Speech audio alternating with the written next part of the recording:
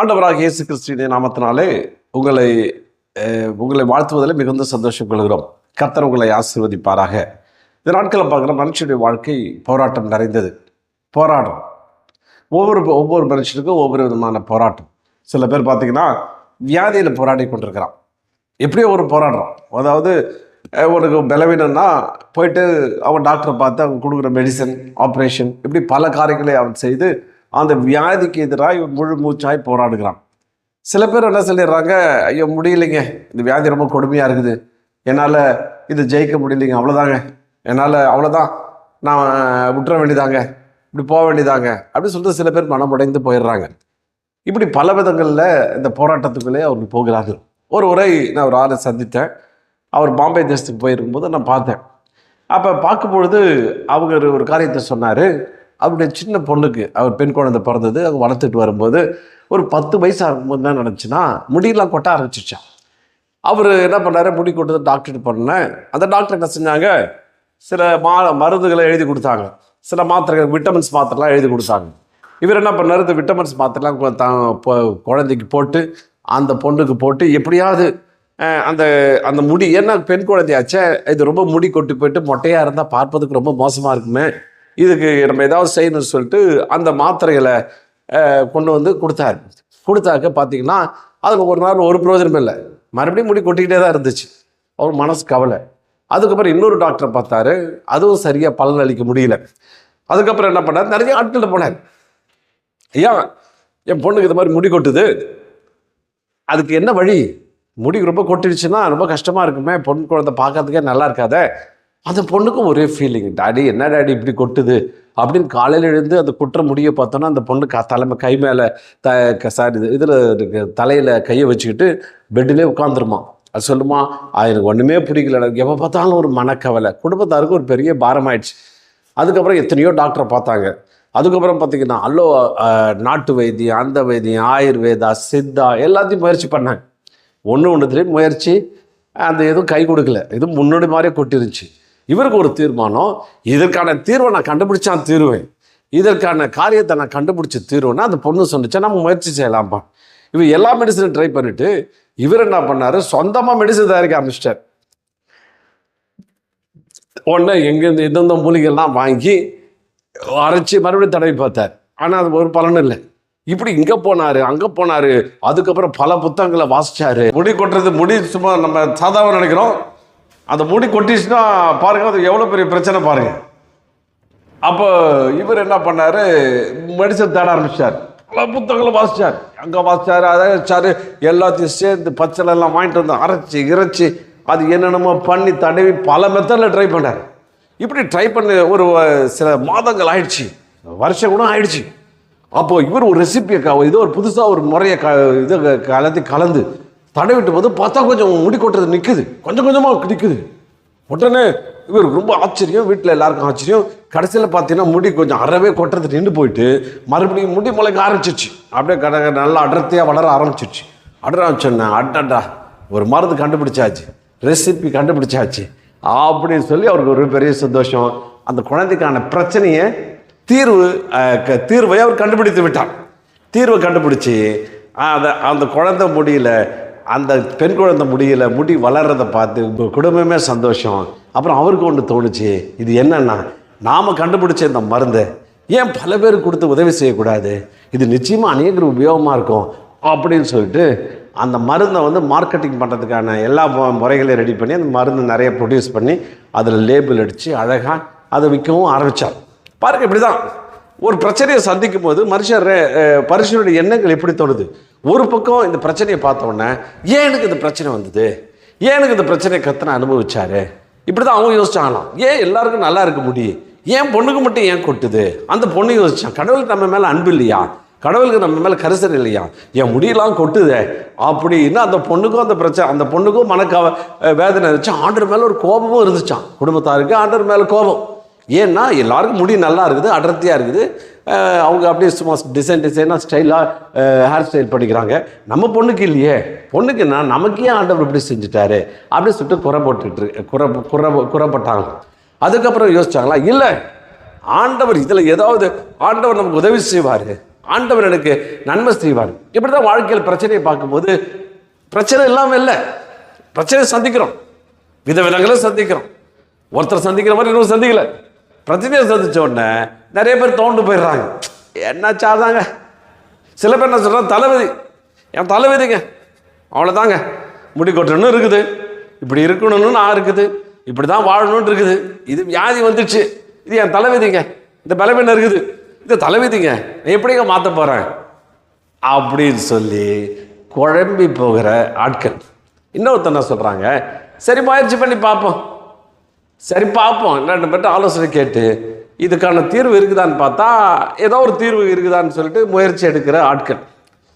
அப்போ அந்த முயற்சி எடுக்கிற ஆட்கள் அதில் பாதியில் விட்டுறது சில பேர் கொஞ்சம் தூரம் பாதி ட்ரை பண்ண எல்லாம் முயற்சி பண்ணி பார்த்துங்க, முடியலைங்க, அவ்வளோதாங்க, விட்டுற வேண்டியதுங்க. சில பேர் கூட பார்த்தீங்கன்னா பிஸ்னஸ் செய்யணும்னு ட்ரை பண்ணுவாங்க, 2-3 கூட நஷ்டம் ஆனோடனே எனக்கு பிஸ்னஸ் வராதுங்க, பிஸ்னஸ் எனக்கு சரிப்பட்டு வராதுங்க, அதிலும் எனக்கு ஒத்து வராதுங்க, என்னதுக்கு இதெல்லாம் செஞ்சுக்கிட்டு அப்படின்னு சொல்லி விட்டுடுவாங்க. அதே மாதிரி முயற்சி பாதியிலே கையை விட்டுறது. இங்கே நடந்த இதுதான் இந்த பிரச்சனை. அப்போ ஒரு கூட்டம் இருக்குது, ஒரு சில கூட்டம் இருக்குது. அந்த கூட்டம் எப்படின்னா, இந்த பிரச்சனை இருக்குது, இது எனக்கு வந்திருக்குது, ஆனால் அந்த பிரச்சனைக்கான தீர்வை நான் கண்டுபிடிக்காம விட மாட்டேன். அல்லேலூயா. எல்லாம் கவனிங்க, பிரச்சனை இருக்குதுங்க, உங்கள் அணுகுமுறை என்ன, உங்களுடைய தீர்மானம் என்ன, உங்களுடைய காரியம் என்ன. இன்னைக்கு உலகத்தில் எல்லாருக்கும் தான் பிரச்சனை இருக்குது. சில பேர் பார்த்தீங்கன்னா ஐயோ பிரச்சனை வந்துச்சுன்னு ஓடி ஒளிகிற ஆட்கள் ஒரு குரூப் இருக்குது. இன்னொரு எலி மாதிரி ஓடி ஒளிஞ்சு ஐயோ வேணாங்க அந்த பிரச்சனை அப்படின்னு சொல்லிட்டு ஒளிகிற ஆட்கள் ஒரு பக்கம் இருக்குது. இன்னொரு ஆட்கள் இருக்குது, இந்த பிரச்சனையை பார்த்தோன்னே எழுத்து நின்று பார்த்தலாம், நீ அண்ணா பார்த்தலாம் அந்த பிரச்சனையை சந்திச்சிடலாம், சக்ஸஸ் ஆக நான் பார்க்குறேன் அப்படின்னு முயற்சி செய்து வெற்றி காணுகிற குரூப் ஒன்று இருக்குது. அல்லேலூயா. அப்போ ஒரு 3ஆ பிரிச்செல்லாம் பிரச்சனையை சந்திக்கவே முடியாத ஆட்கள், பிரச்சனையை பார்த்து பயந்து ஓடுகிற ஆட்கள், அல்லது பிரச்சனையை பார்த்து சந்திச்சு முயற்சி எடுத்து பாதியிலே கைவிடுகிற ஆட்கள். அல்லேலூயா. இன்னும் 3ஆவது சாராரு, இந்த பிரச்சனையை சந்திச்சு ஜெயிச்சே தீருவேன், எனக்கு விடுதலை அமைத்தே தீருவேன், என்னுடைய இந்த உறவுகளை சரி பண்ணியே தீருவேன், இந்த பிரச்சனைக்கு தீர்வு காணாம நான் விட போறதில்லை, அதை அடைஞ்சே தீருவேன், என் பிசினஸ் தோல்வி அடைஞ்சாலும் அதை வெற்றி பெற்றே தீர வேண்டாம் இன்னைக்கு எல்லா மனுஷன் பாதி பேர் வெற்றி பெறான். ஒரு சில சித்தாந்தத்துக்குள்ள போயிடறான். என்ன சொல்றாங்க, ஏமா எல்லாருக்கும் எதுவும் எல்லாரும் ஜெயிக்க முடியாது, ஒரு 10% தான் ஜெயிக்க முடியும், அது அவனுக்கு கடவுள் கொடுத்தது, அவனுக்கு அது செட் ஆயிடுச்சு, அவனுக்கு அது வருது. இல்லை, வருதோ வரலையா அது உன் கையில தான் இருக்குது. அல்லேலூயா. ஆண்டவர் சொல்ற விசுவாசத்தின்படி ஆக கடவுது. விசுவாசம் உனக்கு என்ன இருக்குதோ, நம்பிக்கை என்ன இருக்குதோ, உன்னுடைய பற்று இருக்குதோ, ஆண்டவர் சொல்லுகிற இயேசு மேல உன் நம்பிக்கை வச்சுட்டு, தேவன் பேர்ல நம்பிக்கை வச்சுட்டு, இதை நான் முடிச்சு தீர தேவன் எனக்கு உதவி செய்வார் அப்படின்னு சொல்லுகிற ஒரு மனப்பக்கம் வரும்போது நீங்கள் அடைந்தே தீர்வீர்கள். அந்த பெரும் முயற்சிக்குள்ள போயிட்டு ஒரு ஆண்டவருடைய வார்த்தைகளை வைத்து அங்கே பெரும் முயற்சிக்குள்ள போகும்போது ஆண்டவர் உயர்த்தி பிடிக்கும்போது உங்களுக்கு ஒரு சந்தோஷம் கிடைக்கும், உங்களுக்கு ஒரு நிம்மதி கிடைக்கும், ஆண்டவர் மேல ஒரு பற்று ஜாஸ்தியாகும். ஐயா, இந்த ஆண்டவர் பல நேரங்களில் பல விதங்கள் எனக்கு உதவி செய்கிறார், அவர் என்னை கைவிடவே மாட்டார் என்ற ஒரு பெருத்த நம்பிக்கையை தேவன் கொடுக்கும் பொழுது இந்த உலக வாழ்க்கை உங்களுக்கு ஒரு கசப்பாக இருக்காது, வெறுப்பு நிறைஞ்சதாக இருக்காது, குழப்பம் நிறைஞ்சதாக இருக்காது. அதுக்கு பதிலாக இந்த உலகம், இந்த வாழ்க்கை ஒரு சுவாரஸ்யமாக மாறும். அல்லேலூயா. இந்த மனுஷ வாழ்க்கையில் உங்கள் பிரச்சனையை மாற்றி வெற்றி காணுகிறது ஒரு சுவாரஸ்யமான விஷயம். அந்த த்ரில்லை நீங்கள் லைக் பண்ணுறீங்களா? அது ஒரு த்ரில். அல்லேலூயா. அந்த த்ரில்லை இயேசு கிறிஸ்துவின் மூலமாய் நீங்கள் பெற்றுக்கொள்ளும் போது நீங்கள் வெற்றி சிறக்கிறீர்கள். நீங்கள் அந்த அந்த வெற்றியின் கனியை ருசிப்பீர்கள். அது ருசி விலையேறப்பட்டதாக இருக்கும், அற்புதமான நிறைந்ததாக இருக்கும், அதிசயம் நிறைந்ததாக இருக்கும். ஆமென். அல்லேலூயா. அப்போ தேவன் வல்லமையுள்ள தேவன் நம்மோடு கூட இருக்கிறார். தேவன் நமக்கு உதவி செய்கிறார். அல்லேலூயா. அப்போ தேவன் அப்பேற்பட்ட காரியங்களை நமக்கு செய்கிறார் என்று மனதில் நினைத்து நாம் வேத வசனங்களை தொடர்ந்து வாசிக்கும் பொழுது, அதனுடைய காரியங்களை புரிந்து கொள்ளும் பொழுது நாம் பல காரியங்களை பெற்றுக்கொள்ள முடியும். இப்போ வேதம் பார்த்தீங்கன்னா, அந்த வேதத்தில் ஒரு மனிதன் ஆழ்ந்து சாதாரணமாக படிக்கிறது வேற, ஏதோ கடன்னு ஏதோ கடமைக்காக படிச்சுட்டு ஏப்பா 2 சாப்டர் படிப்பியா, 3 சாப்டர் படிப்பியா, அவ்வளோதான் அப்படின்னு சொல்லி படிக்கிறதில்ல. ஒரு பாரம்பரியம், ஒரு சடங்காச்சாரம். காலையில் ஈரத்துணியோடு எடுத்து டக்குன்னு மணி அடிச்சுட்டு இதாவது செய்யணும் அப்படின்னு ஒரு சடங்காச்சாரமாக நினச்சிங்கன்னா இது ஒரு பெரிய பிரயோஜனப்படாது. இது ஒரு அப்பம் என்று சொல்லப்படுகிறது. இந்த அப்பம் சாப்பிட உங்களுக்குள்ளே பலனை தருகிறது, உங்களுக்கான கிருபைகளை இது வாரி வழங்குகிறது. அப்போ இந்த பிரச்சனைகளுடைய அடிப்படை காரியம் என்ன, அந்த பிரச்சனையோட மூல காரணம் என்ன, வேதகம் தெளிவாய் சொல்கிறது. அதை கண்டுபிடிச்சிட்டிங்கன்னா அப்புறம் அதை சார்ந்து கொண்டு நாம் எப்படி ஜெயிப்பது, எப்படி அது மேலே வருவது என்பதை நாம் புரிந்து கொள்ள முடியும். இன்னொரு காரியம், இந்த உலகத்தில் பார்த்தீங்கன்னா ஏற்கனவே பல செய்திகள் சொல்லியிருக்கிறேன். தேவனுடைய ராஜ்யத்தை குறித்து நாம் பேசி கொண்டிருக்கிறோம். இந்த தேவனுடைய ராஜ்யம் தேவனுடைய ராஜ்யம் என்பது தேவன் ராஜ்யம்னாவே உங்களுக்கு தெரியும், அது சாதாரண ஒரு விஷயம் இல்லை, அது ஒரு பெரிய திரள் கூட்டம். அங்கே பலவிதமான திறமைகள், பலவிதமான அறிவு படைத்தவர்கள், திறமை படைத்தவர்கள் அதில் உள்ளே இருக்கிறாங்க. அது மாத்திரமல்ல, அதிகாரம் படைத்தவர்கள். அதிகாரத்தில் பல படிகள் இருக்குது. ஒரு அதிகாரம், பல அதிகாரம், அதிகாரத்துக்கு மேலே அதிகாரம், அதிகாரத்துக்கு மேலே அதிகாரம். இதெல்லாம் பார்த்தீங்கன்னா ஒரு கூட்டமைப்பு, அதெல்லாம் சேர்ந்து செயல்படுகிறது. அது ஒரு கவர்மெண்ட், அது ஒரு அரசாங்கம், அது மொத்த கூட்டமும் வேலை செய்கிற ஒரு காரியம். ஒரு நாடுன்னா 100 கோடி ஜனங்கன்னா, இந்திய தேசம்னா அது அவ்வளோ பெரிய அரசாங்கமாக இருக்கிறது. அதே மாதிரி தான் தேவனுடைய ராஜ்யம், அதனுடைய தலைவர், அதனுடைய ராஜா இயேசு கிறிஸ்துவாக இருக்கிறார்.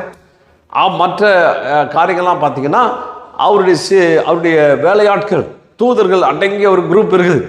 சரி, இது இருக்கு. இதுக்கு மேலே பார்த்ததுக்கு எதிராக ஒன்று வேலை செஞ்சிருக்குது. அதுதான் சாத்தானுடைய ராஜ்யம். வேதம் சொல்கிறது அது இருளின் ராஜ்யம், இருளுக்கு அதிபதி என்று பிசாசை சொல்லுகிறது. அந்த இருளுக்கு அதிபதி ஒருத்தர் இருக்கிறான், அவன் தான் லூசிஃபர். அவன் என்ன பண்ணுறான், திரள் கூட்டமாய் செயல்பட்டு கொண்டிருக்கிறான். இது கண்ணுக்கு தெரிகிற விதத்தில் நீங்கள் யாரையும் பார்க்க முடியாது. சில பேர் பார்த்தா நம்ப மாட்டாங்க. அப்படிலாம் பிசாசுலாம் ஒன்றும் இல்லைங்க, அசுத்தாவிலாம் ஒன்றும் இல்லைங்க, அதெல்லாம் சும்மாங்க மனுஷனுடைய பிரம்மங்க. சைக்காலஜிக்கல் இப்படி எல்லாம் சொல்லலைங்க, விஞ்ஞானப்படி நிரூபிக்கலைங்க.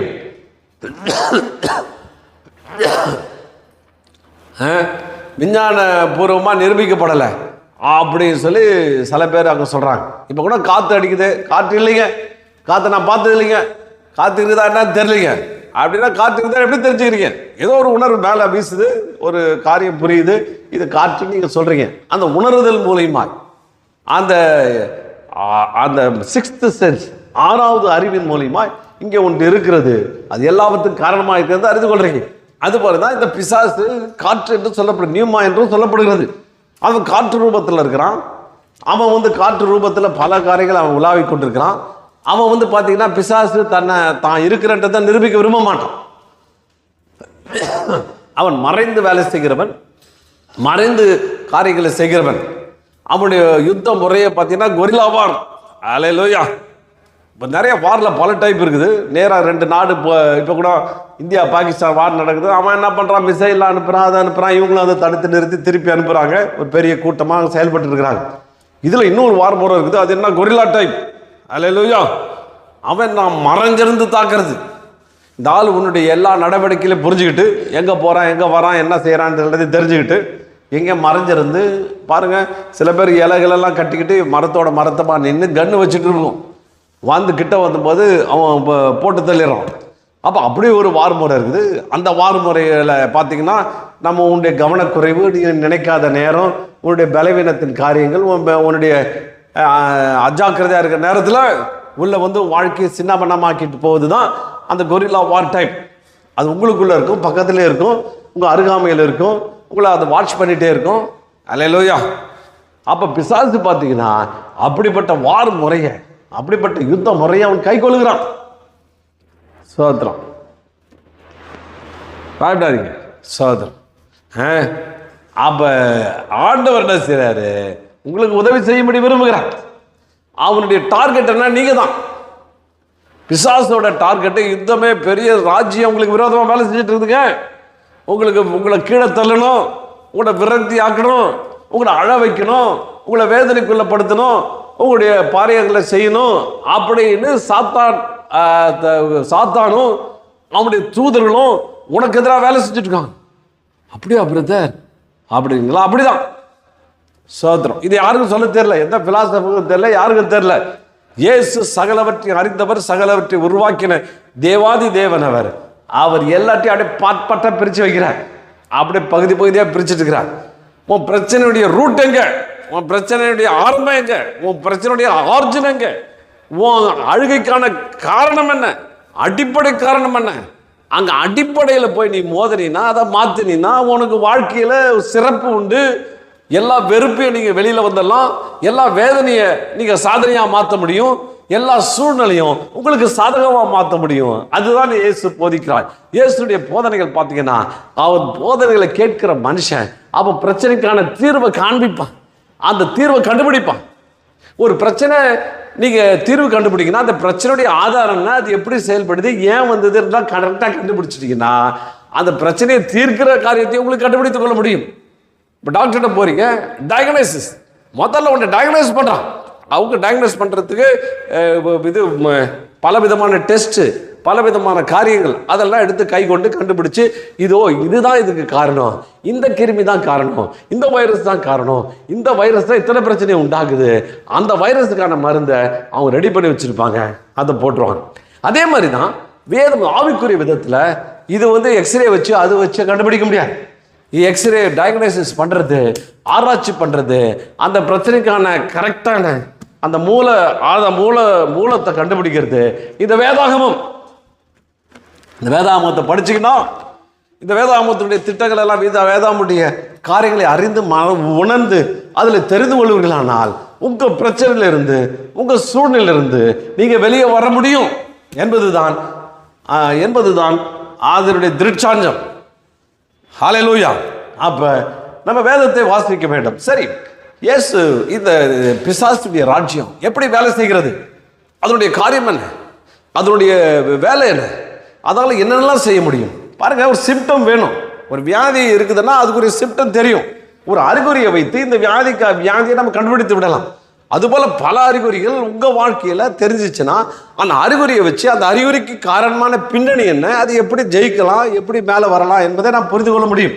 அப்போ இந்த நாட்களில் பிசாசுடைய ராஜ்யம், நம்ம தேவ ராஜ்யத்தை குறித்து படிச்சுட்டு வந்தோம், அதோடு விட்டுட்டா சரியில்லை. பிசாசுடைய ராஜ்யம் இந்த சாத்தானுடைய ராஜ்யம், இந்த பொல்லாத ஆவியுடைய ராஜ்யத்தை குறித்து நான் படிக்க போகிறோம். அல்லேலூயா. ஐயா எனக்கு வேணாம் ஐயா, இதெல்லாம் எல்லாத்தையும் படித்து நான் என்ன பண்ண போகிறேன் அப்படின்னு யோசி குழம்ப வேண்டாம். நீங்கள் தெரிந்து கொள்ள ஒரு வசனத்தை நான் வாசிக்கிறேன், கேளுங்கள். இந்த சாத்தானுடைய ராஜ்யம், இந்த பிசாசுடைய ராஜ்யம், இந்த அசுத்த ஆவிகள் எப்படி வேலை செய்கிறது, அதனுடைய தாற்பயம், அதனுடைய காரியம் என்ன என்பதை நாம் தெரிந்து கொள்ள போகிறோம். கொஞ்சம் நீங்கள் அதை படியுங்கள். அது ஆண்டவர் எப்படி இந்த ராஜ்யம் எப்படி வேலை செய்கிறது, இந்த ராஜ்யம் எப்படி ஒரு மனிதனை கலங்கடிக்கிறது, எப்படி கூட்டா வேலை செய்யுது, எப்படி அவனை பிரச்சனையிலே ஆழ்த்துகிறது, எப்படி அவனை அழ வைக்கிறது, இரவில் தூங்க முடியாமல் செய்கிறது, பயத்தை கொள்ளுகிறது, மரணத்தை தழுவ வைக்கிறது என்ற காரியங்களை நாம் பார்க்கும்போது ஆண்டவர் அழகாக எல்லாமே ஒரு ஓமையின் அடிப்படையில் சொல்லிட்டார். இப்போ ஆண்டவர் சொல்கிற வித்தியா ஸ்டைல் என்னன்னா, ஓமை, சின்ன சின்ன கதைகள், எடுத்துக்காட்டுகள், கம்பேரிசன், பேரபிள்ஸ். அவர் சொல்கிறதே பேரபிள்ஸ். அந்த பேரபிளில் பார்த்தீங்கன்னா ஒரு சின்ன ஷார்ட்டாக ஒரு காரியத்தை சொல்லுவார். அது நடக்கிற விஷயமா இருக்கும், அது பழைய ஏற்பாடோடு கனெக்ட் ஆகும், அது காரியங்களெல்லாம் அப்படி ஒருங்கிணைச்சு ஒரு சின்ன ஒரு இன்சிடெண்ட்டாக சொல்லுவார். அப்போ சொல்லும்போது அதை படிச்சுட்டு சாதாரணமாக படித்தா புரியாது. அதான் அந்த ஆண்டவர் சொன்னார், கல்விமானுக்கு நீர் மறைத்து, நல்லா படித்தாலுக்கு அது புரியாது, ரொம்ப அறிவாளிகளுக்கும் அது புரியாது. ஆனால் ஒரு பயபக்தியோட இயேசுடைய நாமத்தோடு கூட அப்போ அவர்கிட்ட கேட்டு தெரிந்து கொள்ளுகிற ஒரு மாணாக்கனாய் ஒரு எனக்கு தெரில ஆண்டவரே சொல்லிக் கொடுங்க ஆண்டவரே அப்படின்னு கேட்குற ஆளுக்கு அவன் பொக்கிஷத்தை திறந்து கொடுக்குறான், இந்தாப்பா கற்றுக்கு பண்ணுறேன். சீஷர்கள் பார்த்தீங்கன்னா அந்த ஓமையில் புரியல. அவன் பொருளை உடனே நேரம் ஆண்டவர்கிட்ட ஆண்டவரே இந்த ஓமைகள்லாம் என்ன எப்படி எழுதிருக்குது, எனக்கு புரியல ஆண்டவர், என்னமோ சொல்கிறீங்க, எனக்கு ஒன்றும் புரியல ஆண்டவர் அப்படின்னு அவர் தனியாக விலைக்கு சொல்கிறார். அந்த ஓமைகளை எக்ஸ்பேண்ட் பண்ணி சொல்கிறார், அது அழகாக விவரித்து சொல்லுகிறார். அதுபோல் இந்த இடத்துல நம்ம இந்த சாத்தானுடைய ராஜ்யம் எப்படி வேலை செய்கிறது, அது நோக்கம் என்ன, அது வேலை செய்கிறதுனால என்னென்ன பிரச்சனை, அது இருந்தால் என்னென்ன பிரச்சனை, அது எப்படி துரத்துறது, அது எப்படி மேல் ஜெயம் கொள்வது, அதை ஜெயம் கொண்டீங்கன்னா உங்கள் வாழ்க்கையில் பல பிரச்சனைக்கான தீர்வுகளை நீங்கள் பெற்றுக்கொள்ள முடியும் என்பதை குறித்து தான் பார்க்க போகிறோம். மத்தேயு எழுதின புத்தகம் 12வது அதிகாரம் 43, 44, 45 வசனங்கள். அசுத்தாவி ஒரு மனுஷனை விட்டு புறப்படும் போது வறண்ட இடங்களில் அலைந்தும் இறைப்பாறுதல் தேடியும் கண்டடையாமல், நான் விட்டு வந்த என் வீட்டுக்கு திரும்பி போவேன் என்று சொல்லி அங்கே அந்த வீடு வெறுமையாகவும் பெருக்கி ஜோடிக்கப்பட்டிருக்கதாம் இருக்க கண்டு திரும்ப போய் தன்னிலும் பொல்லாத வேறு 7 ஆவிகளை தன்னோடு கூட்டி கொண்டு உட்புகுந்து அங்கே குடியிருக்கும். அப்பொழுது அந்த மனுஷனுடைய முன்னிலைமையிலும் அவன் பின்னிலைமை அதிக கேடுதலதாயிருக்கும். அப்படியே இந்த பொல்லாத சந்ததியாருக்கு சம்பவிக்கும் என்றார். பாருங்க, இயேசு ஒரு சின்ன ஊமை சொல்றார். கிறிஸ்தவர்களுக்கு அநேகருக்கு இந்த ஊமை தெரியும். இந்த ஊமையில் என்ன சொல்ல வராரு, அசுத்த ஆவி ஒரு மனுஷனை விட்டு புறப்படும் போது, அசுத்த ஆவின்னு ஒரு ஆவி இருக்கு. அசுத்த ஆவிகள், பிசாசு, நான் ஏற்கனவே சொன்னேன், பிசாசு பல பகுதிகளாக இருந்து செயல்படுகிறான். பல டிபார்ட்மெண்ட், பல துறைகள் அவனுக்கிட்ட இருக்குது. அதில் ஒரு துறை தான் இந்த அசுத்தாவிகள் என்று ஒரு துறை. எல்லா வானமண்டலத்தில் ஒன்று ரியாக்டிவ் வானமண்டலம் பல இடங்களில் பலவிதமான வேலைகளை சத்துரு செய்து கொண்டு இருக்கிறான். இந்த அசுத்தாவி என்ன செய்கிறது, கண்ணுக்கு தெரியாத விதத்தில் ஒரு மனுஷனுக்கு உள்ளே போக முடியும். மனுஷனுடைய உள்ளே போயிட்டு மனுஷனுடைய மனசு தன்னுடைய கண்ட்ரோலுக்கு எடுக்க முடியும். எப்படி கண்ட்ரோல் எடுக்க முடியும், நாம் எந்த அளவு விட்டு கொடுக்குறானோ, எந்த அளவு தன்னை அனுமதிக்கிறானோ, எந்த அளவு தன்னை அவன் சொல்லுகிற பொய்களுக்கு இடம் கொடுக்குறான்னா அவன் என்ன செய்யும், அந்த அளவு எடுத்துக்கொள்ளும். சில பேர் 100க்கு 100 எடுத்துக்கொள்ளும். சில பேர் அந்த அளவு எவ்வளோக்கு எவ்வளோ அது என்ட்ரி எடுக்க முடியுமோ, எவ்வளோக்கு எவ்வளோ அது உள்ளே வர முடியுமோ, அதை அவ்வளோக்கு அவ்வளோ காரியங்கள் எடுத்துக்கொள்ள முடியும். இந்த இடத்துல பார்க்குறோம், ஒரு இது ஆவி என்ன செய்கிறது, ஒரு மனுஷனை விட்டு புறப்படுகிறது. வறண்ட இடங்களில் அலைந்து இளைப்பாறுதல் தேடியும் கண்டடையாமல், நான் விட்டு வந்த என் வீட்டுக்கு திரும்பி போவேன் என்று சொல்லி அங்கே அந்த வீடு வெறுமையாகவும் பெருக்கி ஜோடிக்கப்பட்டிருந்தான் இருக்க கண்டு திரும்ப போய் தன்னிலும் பொல்லாத வேறு 7 ஆவிகளை தன்னோடு கூட்டி கொண்டு உட்புகுந்து அங்கே குடியிருக்கும். அப்பொழுது அந்த மனுஷனுடைய முன்னிலைமையிலும் அவன் பின்னிலைமை அதிக கேடுதல்லதாக இருக்கும். நல்லா கவனிங்க, நல்லா கவனிங்க. சோத்திரம். எங்கேயோ பார்த்துட்டு உட்காந்துருக்காங்க. நல்லா கவனிங்க. நீங்கள் சர்ச்சுக்குள்ள வேத வசனத்தை சொல்லும்போது ரொம்ப உன்னிப்பாக கவனிக்கணும், கருத்தாக கவனிக்கணும்.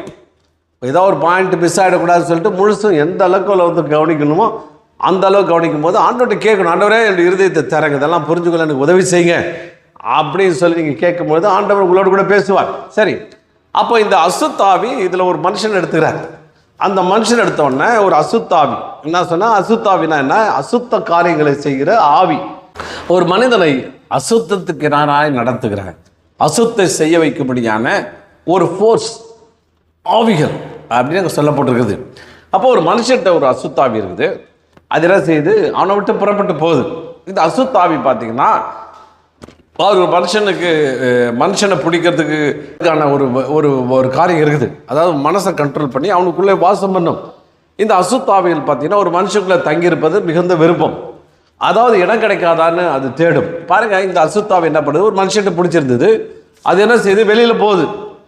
போயிட்டு இதோட பெட்டர் பிளேஸ் கிடைக்குமா, இதோட நல்ல ஏரியா ஏதாவது கிடைச்சதுன்னா அங்கே தங்கிடலாம், இவன் வச்சிருக்க சின்ன வீடு அவ்வளோ ஒன்றும் இதாக இல்லை, கொஞ்சம் இதோட நல்லா கிடைக்கும் அப்படின்னு சொல்லிட்டு தேடினாக்க வறண்ட இடங்கள் இல்லை, எல்லா இடங்களையும் போய் தேடி பார்க்குது. தேடி பார்த்தா ஒரு ஆள் செட் ஆகுது. உடனே என்ன சொல்லிச்சு? ஐயோ, நான் விட்டு வந்த வீடு திரும்பி போவேன், நான் போவேன். அப்போ இந்த அசுத்த ஆவிகள் பார்த்தீங்கன்னா ஒரு பவர் இருக்குது.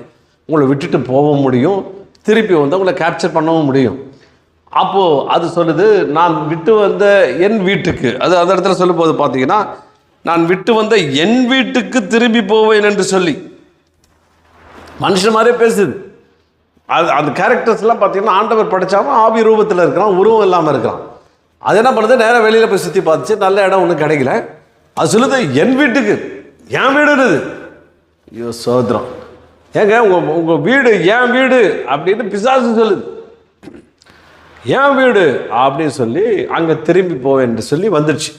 வந்து பார்த்தா அந்த வீடு என்ன இருக்குது? வெறுமையாகவும் பெருக்கி, அந்த வீடு வந்து அங்கே வந்து பார்த்தா அந்த வீடு வெறுமையாகவும் பெருக்கி ஜோடிக்கப்பட்டு கொண்டு திரும்பி போய் தன்னிலும் பொல்லாத வேறு 7 ஆவிகளை தன்னோடு கூட்டி கொண்டு வந்து உட்புகுந்து அங்கே குடியிருக்கும். சோத்திரம். என்னங்க இது? அப்போ உள்ளே வந்துருச்சு, உள்ளே பார்க்குது. பார்த்தா அந்த வீடு என்ன பண்ணுறது? வெறுமையாகவும், அப்புறம் என்ன வருது? வெறுமையாகவும் பெருக்கி ஜோடிக்கப்பட்டிருக்குதான். அப்பாட வந்தால் ஷாக் ஆகிடுச்சு அந்த பிசாசு. அட்டா, வீட்டை எப்படி வச்சுருந்தேன் நான் இருக்கும்போது வீடு இப்படியா இருக்கும், அது வெறுமையாகவும் இருக்கும், அது பெருக்கியாக இருக்கும், அது ஜோடிக்கப்பட்டா இருக்கும், அதெல்லாம் இந்த அப்படி இருக்குத மாற்றி வச்சிட்டானே. இந்த வீட்டுக்கிட்ட பெருக்கி சுத்தமாக வச்சுருக்கிறானே, அது ஆர்டராக இருக்குது, அது சரியான இடத்துல இருக்குது, அது பலக்கா இதில் இருக்குது அப்படின்னு சொல்லி பார்த்துட்டோன்னா அதுக்கு ஷாக் ஆகிடுச்சு. அட்டா விடக்கூடாது, இவன் விட்டால் இன்னும் வீட்டை பெருக்கி ரொம்ப சந்தோஷமாக இருப்பான், இவன் வந்து ரொம்ப இதாக இருப்பான், அதனால் நம்ம விடக்கூடாதுன்னு சொல்லிட்டு போயிட்டு தண்ணிலும் பொல்லாத 7 ஆவி. பாருங்க, அந்த ஆவிகளில் வந்து அதில் கிரேட் இருக்குது. தண்ணிலும் பொல்லாதன்னா தன்னை விட கிரேடு அதிகமான பொல்லாத அந்தகார சக்திகள், அதில் கூட 7 பெரிய பொல்லாதவர்கிட்ட போய் டிஸ்கஸ் பண்ணிச்சு. ஏன்பா, நான் ஒரு தப்பு பண்ணிட்டேன், வீட்டை விட்டு வெளியே போனேன், வீடு அந்த பையன் என்ன பண்ணியிருக்கான்? வெறுமையாகவும் பெருக்கி ஜோடிச்சு அங்கே வச்சிருக்கிறான். வச்சிருக்கிறான். அதை பார்த்தா எனக்கு ஷாக் ஆகிடுச்சு. உடனே நான் ஆயிடுச்சு, நீ வாப்பா போயிட்டு அந்த வீடை ஒன்றும் இல்லை நாக்கணும், எவ்வளோக்குள்ள நான் கேவலப்படுத்தி வச்சுருக்கணும், பெருக்காமல் குழப்பி வச்சுருக்கணும். இப்போ நம்ம போயிட்டு எல்லாத்தையும் கூப்பிட்டுட்டு வருவோம், கூப்பிட்டு வந்து வீடை உண்டில் தலைகீழாக மாற்றுவோம்னு சொல்லிட்டு கூப்பிட்டு வந்து அந்த வீட்டில் குடியிருக்கும். முன்னாடி இருந்த பிரச்சனையை காட்டிலும், முன்னாடி இருந்த அந்த சந்தோஷத்தை காட்டிலும் பயங்கர கேடாக இருக்கும், ரொம்ப மோசமாக இருக்கும், ரொம்ப அதிக கேடுள்ளதாக இருக்கும், வேதனை நிறைஞ்சதாக இருக்கும், அழுகை நிறைஞ்சதாக இருக்கும், கஷ்டம் நிறைஞ்சதாக இருக்கும், பாடுகள் நிறைந்ததாக இருக்கும், போராட்டங்கள் நிறைந்ததாக இருக்கும் அப்படின்னு அங்கே சொல்ல வருகிறது. அப்போ இதை ஒரு விஷயத்தில் நான் எப்படி எடுத்துக்கொள்ளும்படி விரும்புகிறேன், ரொம்ப ஷார்ட்டாக நான் முடிக்கும்படி விரும்புகிறேன், தொடர்ந்து போதனைகளை நான் சொல்லும்படி விரும்புகிறேன். எப்படி உள்ளே போகிறது, அது என்னென்ன காரியங்கள்லாம் செய்யும். இந்த வீடு பார்த்திங்கன்னா பிசாசு இருந்தால் அந்த வீடு அப்படியே ஆப்போசிட்டாக எடுத்துங்க, அது வெறுமையாக இருக்காது, நிரப்பப்பட்டிருக்கும். அது என்ன பண்ணும்? அது வந்து பெருக்கி இருக்காது, ஜோடிப்பு இருக்காது. அல்லேலூயா. வீடு என்ன, ஒரு மனுஷனுடைய வாழ்க்கை, ஒரு மனுஷனுடைய வாழ்வு, ஒரு மனுஷனுடைய ஆத்மா, ஒரு மனுஷனுடைய இருதயம் அப்படின்னு சொல்லப்படுகிறது. அப்போ அந்த வீடு அது உள்ளே பூந்துடுச்சுன்னா அது தன்னுடைய வீடு தான் வைத்துக்கலாம். இப்போ உங்கள் வீடை நீங்கள் இஷ்டத்துக்கு வச்சுக்கலாம்.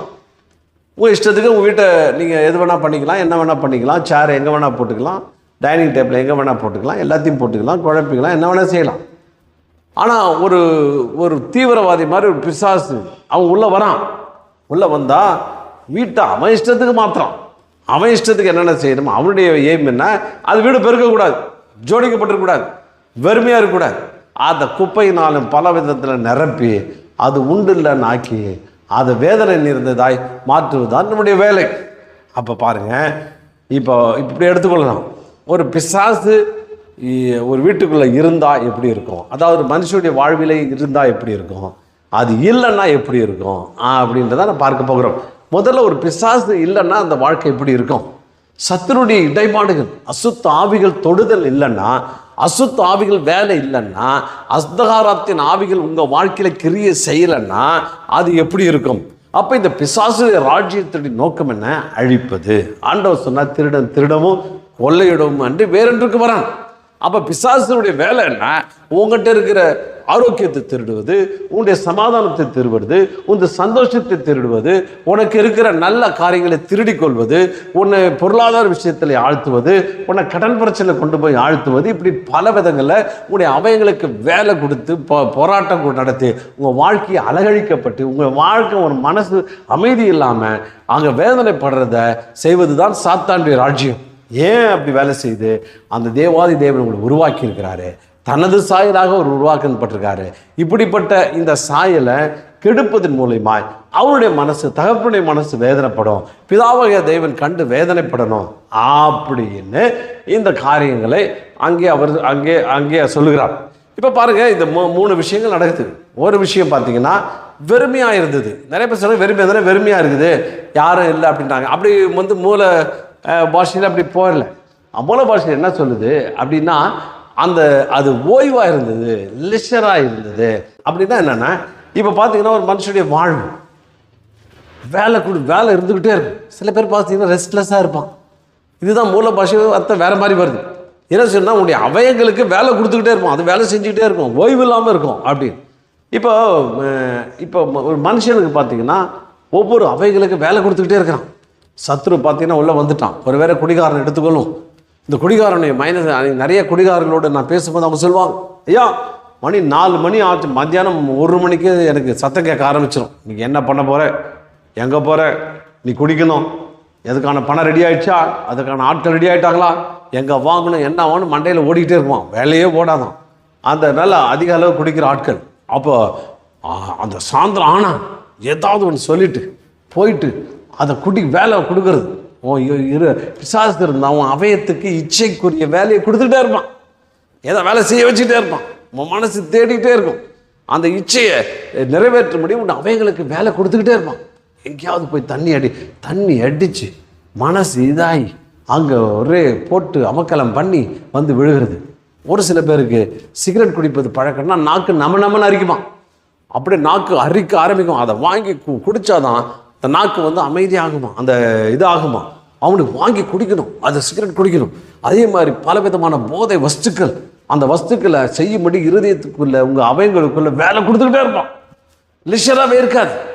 சினிமா பைத்தியம் பார்த்தீங்கன்னா பார்த்துக்கிட்டே இருக்கும். 2 படம் பார்க்கும், 4 படம் பார்க்கும், 5 படம் பார்க்கும். அதுக்கு படம் பார்த்துக்கிட்டே இருக்கும்.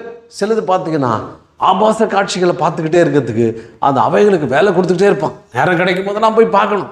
அதை பார்த்துட்டு எத்தனையோ வாலிபர்கள் அதில் சிக்கி தவித்து கொண்டிருக்கிறாங்க. இப்படிப்பட்ட அசுத்த ஆவிகள் அங்கே ஓய்வெடுக்க முடியாதபடி, உங்களுடைய அவயங்கள் ரெஸ்ட்டை நீங்கள் சந்திக்காதபடி, அவைகள் அமைதலாக இல்லாதபடி, உங்கள் அவைகளுக்கு இச்சைகளுக்குரிய லவ்விக, அதாவது தவறான விஷயங்களை குறித்த, அதாவது தவறான விஷயங்களை ஈர்க்கப்பட்டு உங்கள் அவயங்களுக்கு வேலை கொடுத்து கொண்டே இருப்பது.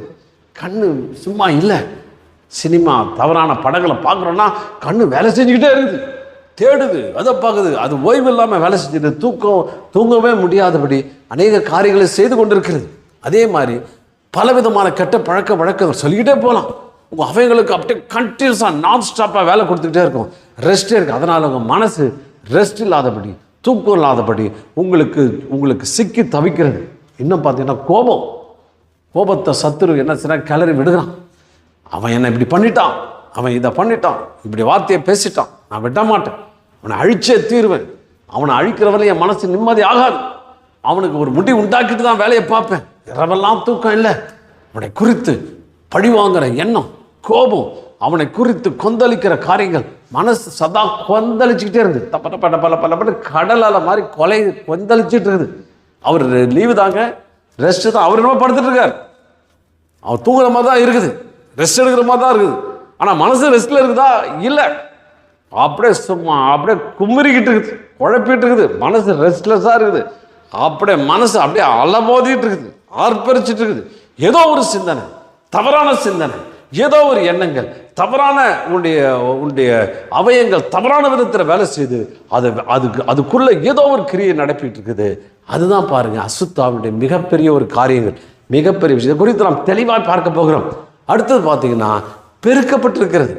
அதாவது அசுத்த நீங்க சில பேர்கிட்ட நான் பேசிட்டு இருக்கும்போது சொல்லுவாங்க, அசுத்த நினைவுகள் என் மனசுல வந்துகிட்டே இருக்குதுங்க, தவறான நினைவுகள் வந்துகிட்டே இருக்குது, என்னால் கண்ட்ரோல் பண்ணவே முடியல, பெருக்கவே முடியல, வேணான்னு நினைக்கிறேன், சுத்தப்படுத்தணும்னு நினைக்கிறேன், என் மனசு சுத்தமாகவே இல்லைங்க, அது ஏதோ ஒரு பம்பில் சாக்கடை தண்ணியை உள்ளே விட்ட மாதிரி கொட்டிக்கிட்டே இருக்குது, என்னால் நான் ஸ்டாப்பாக யோசிச்சுட்டு இருக்கிறேன், என்னை நிறுத்த முடியாமல் யோசிச்சுட்டு இருக்கிறேன், என் மனசை என்னாலே கட்டுப்படுத்தவே முடியல, என் மனசை நிறுத்தவே முடியல, என்னென்னமோ பண்ணி பார்க்குறேன், என்னால் முடியவே இல்லை அப்படின்னு சொல்லி புலம்புறீங்க. காரணம் இயேசு சொல்லுகிறார், மகனே உனக்கு புரியல, சகோதரனே சகோதரியே நல்லா யோசிச்சுப்பார், உன் மனசு கொந்தளிச்சுக்கிட்டே இருக்குது, குழம்பிக்கிட்டே இருக்குது, கலங்கிக்கிட்டே இருக்குது, ஒரு புயலில் மாட்டின கப்பல் மாதிரி அலங்கடிக்கப்பட்டு கொண்டு இருக்கிறது. இந்த சிந்தனை அங்கே போகுது, அந்த சிந்தனை இங்கே போகுது, வேற எங்கேயோ யோசிக்கிறீங்க, அதை எங்கேயோ யோசிக்கிறீங்க, தூங்க முடியல, அலறி கொண்டு இருக்கிறீங்க, குழம்பி கொண்டு இருக்கிறீங்க. காரணம் என்ன? சத்துரு அந்த அந்தகாரத்தின் ஆவியுடைய தாக்கம் உங்களுக்குள்ளே இருக்கிறது. ஆண்டவர்களை விடுதலை தரும்படி விரும்புகிறார், உங்களுக்குள்ளே கிருபை தரும்படி விரும்புகிறார். மூணாவது காரியம் ஜோடிக்கப்பட்டு இருக்கிறது. ஜோடிப்பு, அழகான ஜோடிப்பு, சும்மா அப்படியே டெக்கரேட் பண்ணி வச்சிருக்கிறது. ஜோடிப்பு எப்போ உண்டாகும்? பண்டிகை தினத்தில் உண்டாகும். ஒருவேளை பர்த்டேக்கு கொண்டாடு ஜோடிக்கிறது பார்த்தீங்கன்னா இந்த 5 ஸ்டார் ஸ்டைலில் ஜோடிக்கிறது. ஒரு நல்ல ஒரு ஜோடிப்புனா ஒரு குதூகலம், ஒரு கொண்டாட்டம், ஒரு நல்ல நாள். அதுவுமா எப்படி இருக்கும் வீடு, சும்மா நீட்டாக பெருக்கி வச்சிருக்கிறது மாத்திரமல்ல, எக்ஸ்ட்ரா ஜோடிப்புலாம் இருக்கும். ஒரு சந்தோஷத்தின் கொண்டாட்டம் தான் இவங்க வாழ்க்கை. இல்லை, கொண்டாட முடியல, வேதனை தான், அழுக தான், கொண்டாட முடியாதபடி குழம்பி போயிருக்கிறீங்க. அப்படியே பண்டிகையில் எல்லாம் கட்டிக்கிட்டு தோரணம் கட்டி வச்சோன்னா மனசுலேயே நிம்மதி இல்லை, ஒரே குழப்பமாக இருக்குது. அப்போ அந்த குழப்பத்துக்கு காரணம் பின்னாடி இருந்த ஒரு எதிரான சக்தி வேலை செய்து கொண்டிருக்கிறது. எதிரான ஒரு எதிர் வல்லமை, அசுத்தாவிலான எதிர் வல்லமை உன்னுடைய வாழ்க்கையிலே உன்னை சூறையாடி கொண்டிருக்கிறது.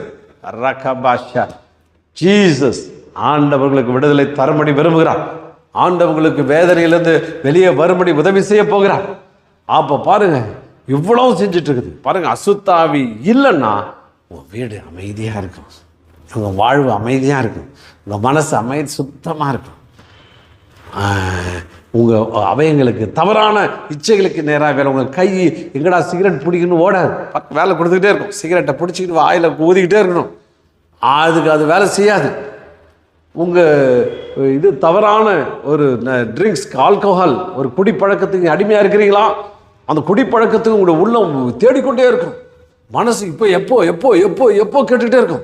உங்கள் கால்கள் அங்கே ஓடிக்கிட்டே இருக்கும். தூரத்தில் இருந்தாலும் பரவாயில்ல, அதை போய் அதை குடிச்சே ஆகணுன்ற ஒரு வெறிய சத்துரு உங்களுக்குள்ளே கொடுத்து, உங்களை சத்துரு ஒரு வெறி, ஒரு தீர்க்கமான ஒரு வெறிய சத்துரு உங்களுக்குள்ளே விதைத்திருப்பான். அப்படிப்பட்ட வெறிகள் உங்களுக்குள்ளே இருக்கிறதா? தவறான காரியங்களை செய்வதன் மூலியமாய், இச்சைக்குரிய காரியங்களை செய்வதன் மூலியமாய், அதனால உன் சரீரம் பாதிக்கப்படும், உன் சரீரம் வேதனைக்குள்ளாகும். ஒரு குடிகாரனை பார்த்து, ரொம்ப குடிக்கிற ஒரு ஆளை பார்த்து, என்னுடைய நண்பன் தான், அவன்கிட்ட போய் சொன்னேன், டேய் குடிக்கிறதுனால எவ்வளோ பிரச்சனை தெரியுமா, லிவர் கட்டு போகும், அது கட்டு போகணும். அவன் சொன்னான், அதுக்கு மேலே அவன் நிறைய சொன்னான், எனக்கு தெரியாதா, நான் படிச்சு இல்லையா, அது கட்டணும், இது கட்டணும், அம்மல் கட்டணும், அதெல்லாம் எனக்கு தெரியும். அப்படியே அவன் செய்கிறாரு, செய்யாமல் இருக்க முடியலையே, செய்யாமல் முடியலையே. எனக்கு அது விடுறது தெரிஞ்சால் எனக்கு நல்லா இருந்திருப்பேனே, அதை என்னால் விட முடியலையே. அது குடிக்கிறதுனால என் வாழ்க்கை பாழாச்சு, என்னுடைய உலகம் பாழாச்சு, பல சூழ்நிலைக்குள்ள நான் போயிட்டேனே அப்படின்னு வேதனைப்பட்டு கொண்டிருக்கிறாங்க. அருமையான தேவ ஜனமே, இந்த குடி அநேக குடும்பங்களை பாழளிக்கிறது. இதுக்கு காரணம் உனக்கு பின்பாக இருக்கிற ஒரு அசுத்தாவி, சத்துனுடைய கிரியை வேலை செய்து கொண்டிருக்கிறது என்பதை நீ மறந்து போகாதே. ஒரு சகோதரிக்கிட்ட ஒரு காரியத்தை நான் கேள்விப்பட்டேன். அந்த சகோதரி அவங்க சொன்னாங்க, அவங்க புருஷன், அந்த அம்மா புருஷன், அந்த அம்மாவுடைய புருஷன் வந்து பயங்கர குடிகாரன். குடிச்சு ரொம்ப பிரச்சனை உண்டாக்குறேன். ஒரு நாள் குடிச்சிட்டு வரும்பொழுது இந்த அம்மா என்ன செஞ்சாங்களாம், இது சட்டியில் வந்து எண்ணெயை காய்ச்சி அப்பெல்லாம் அவங்க துடைச்சிட்டே இருந்தாங்களாம். அவன் வந்து ஏதோ கேட்டிருக்கிறான்.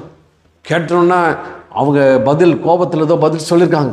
உடனே வேகமாக ஓடி அந்த கொதிக்கிற எண்ணெய் சட்டி எடுத்து அந்த அம்மா மேலே தூக்கி ஊற்றிட்டு அந்த அம்மா வலியில் துடிக்கிறாங்க, கதறாங்க. எப்படி இருக்கும்? ஒரு நல்ல கொதிக்கிற எண்ணெய் சட்டியை தூக்கி ஒருத்தர் மேலே ஊற்றிட்டிங்கன்னா அந்த வேதனை எவ்வளோ பயங்கரமாக இருக்கும்.